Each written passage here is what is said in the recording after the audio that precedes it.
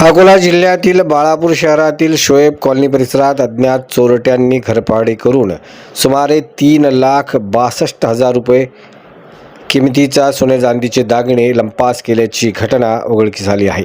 या प्रकरणी बाळापूर पोलीस ठाणे येथे अज्ञात आरोपींविरुद्ध गुन्हा दाखल करण्यात आला असून पोलिसांनी तपास सुरू केला आहे।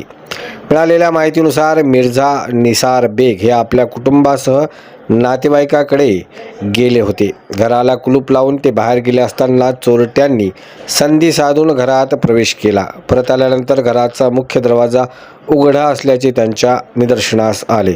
घरात पाहणी केली असता बेडरूममध्ये दरवाजे व कपाटाचे लॉक तोडलेले दिसून आले।